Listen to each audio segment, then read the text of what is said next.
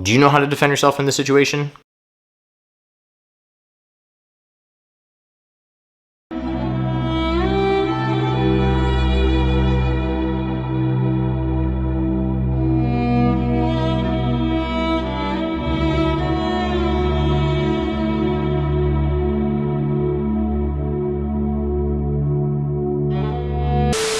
Now, I'm going to show you a few options here in a moment on how you can survive an attack like this, or any attack, I should say, where somebody's mounted on top of you and they're striking you. But I want to point out a couple things first. Number one, understand that this video demonstrates perfectly the idea that nobody is coming to save you. And more importantly, when it comes to school fights in general, this is another big reason as to why kids need to know how to fight. So if you're a parent and you have a child, you need to get them into training. They don't have to train often. Literally once a week goes a long way in learning how to protect yourself. But this video just clearly demonstrates the dangers of schools these days and the fact that no one jumps in to help you. If you notice in this video, everyone is standing around watching. Kids are in the back cheering, kids are videotaping, even teachers are just standing there. I mean, you even have the one teacher who barely even reaches in to help out because he's holding his coffee. If I was a teacher at that school, and correct me if I'm wrong, if you're a teacher and you're watching this video, let me know in the comments. But I've talked to a few teachers who say that it is an obligation for them to actually intervene when students are fighting. So if I was a teacher at this school and I saw one kid that's just getting absolutely pummeled on his back, not really protecting himself, I would tackle the kid on top, not with the intent to hurt him, but just to get him off as quickly as possible. Or at least I'm going to grab him and rip him off the other kid. But these teachers take their time, and even when they do try to intervene, they don't really do it in an effective manner, and the kid on the bottom continues to get pummeled and pummeled and pummeled. And where I cut the video short, just because I didn't want to get it flagged or anything on YouTube. But what happens is as they're pulling the kid off the kid on the ground, he stomps the kid in the face as they're walking away from the situation. So in my opinion, the teachers handled this just poorly all around. But this video, again, just glorifies the fact that nobody's coming to save you. You are going to be your first responder. Whether you're a kid, a teenager, a full-grown adult, no one is coming to save you. I mean, they will be eventually, hopefully, but you are going to be your first responder. So you need to know how to protect yourself to some extent. And the big thing when we're talking about situations like this and why they're so dangerous is the fact that every single one of those punches, not only am I hitting the person in the face, but their head is ricocheting off the concrete or the asphalt. And so you're essentially hitting this person twice with every single punch. And no one is going to be able to take those punches for too long. So without further ado, let me bring you out on the mats and show you a few options on how you could survive an attack like this. So when we're in this position and we're dealing with somebody throwing strikes, and again, in this case, it's the punches, right? Before I even attempt to start trying to escape and get back to a better position, I have to position myself to be able to actually defend. So I have to be conscious enough to actually escape. Now, there's no doubt you're going to eat a punch or two in the process. The biggest thing that people need to realize is that I'm not trying to reach and do karate, taekwondo, Wing Chun type blocking from this bottom position. I want to keep everything tight. I might get away if he throws one punch. I might get away with blocking one from down here. I may get away with kind of blocking two. But eventually, if he's literally just going back and forth, just wailing on these punches and strikes, eventually one's going to get through, leads to two, leads to three, and the fight's over.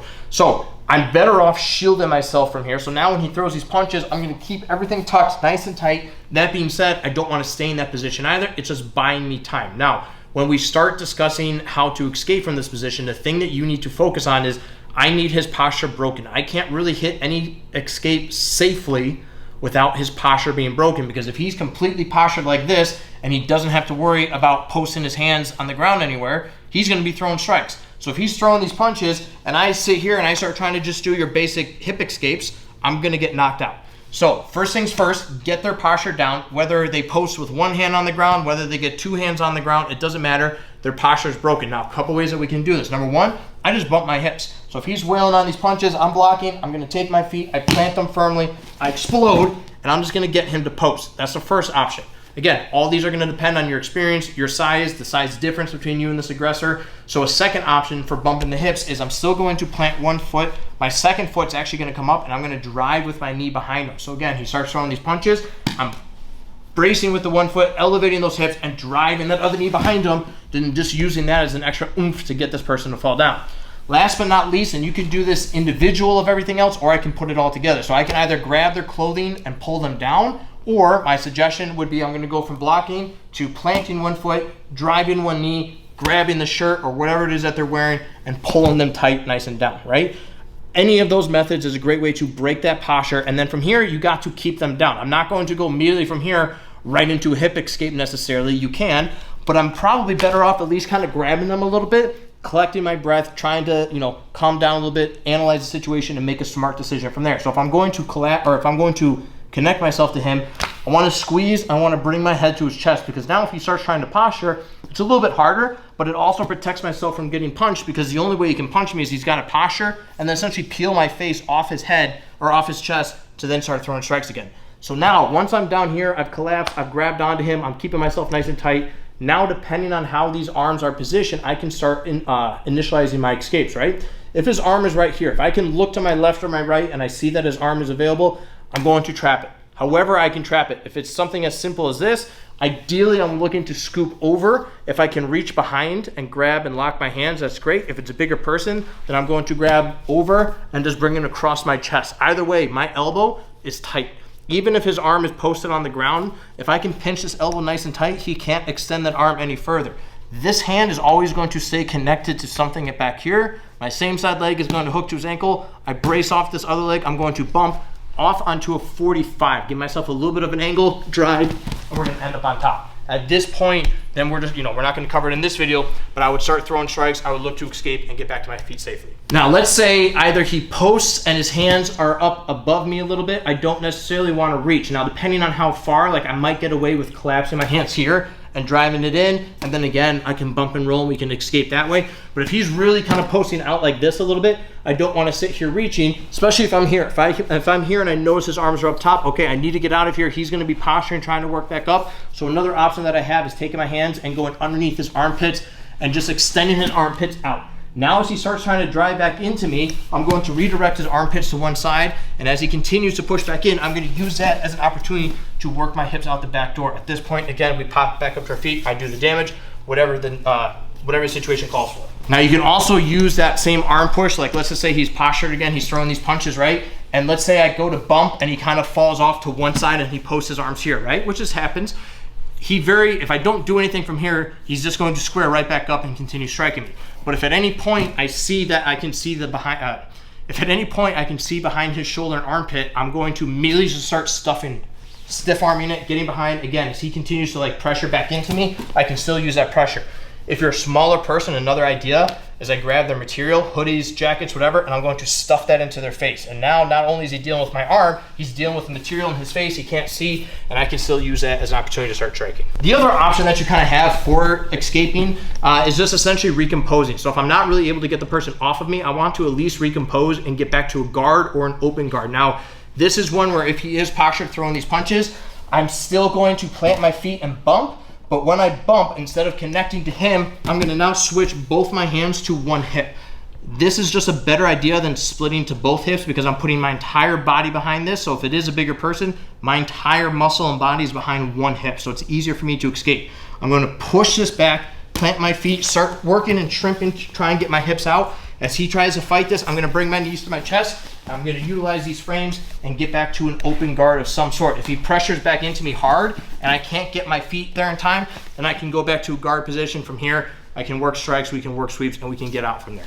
The big thing to kind of just take note with this, right? If someone's on top of you throwing these strikes, and again, this could be they're throwing punches, they're trying to choke you, whatever the case is, if I can mess with their posture and their balance, they're not going to be hitting you or attacking you. So if you're sitting here struggling to deal with these punches, start rocking their balance, force their posture to be broken, force them to start posting, because now he has to sacrifice punches for a position. Because if he's like, no, I want to continue punching him, then I'm going to get out because he's sacrificing the position. If he wants to stay on top, he has to stop hitting me. So the more that I can move and try and adjust and not let him settle, the harder it's going to be for him to punch me, the easier it's going to be for me to get into a position where I can escape. Now, the only other thing I want to point out from this particular video, and this is a normal reaction, right? If someone's here wailing punches and they're just beating the piss out of you, it's normal for people to turn and start trying to go and just shell themselves, right? They think that this is a safe place to be. A lot of times these guys on the top are going to let you roll and turn, whether I go and I'm completely flat or I start kind of working up into a turtle position, because now he just gets a hit in the back of your head.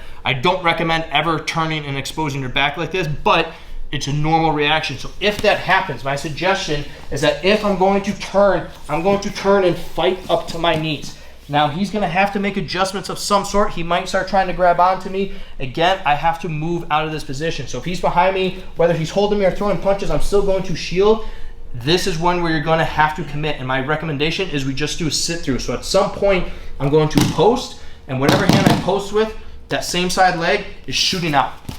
And I'm just going to open up, shoot that leg out, turn all the way around, and try and square back up to them. If, when I went to turtle, he starts like grabbing me and starts trying to like seatbelt grip me or anything like that, right? If he's just trying to do this to pull me back down, this is another perfect example to just sit through. Post, open up that leg, grab control of their hands, sit through, pressure your head back in so he can't drive into me, turn, and then from there I can throw my strikes or we get out of there.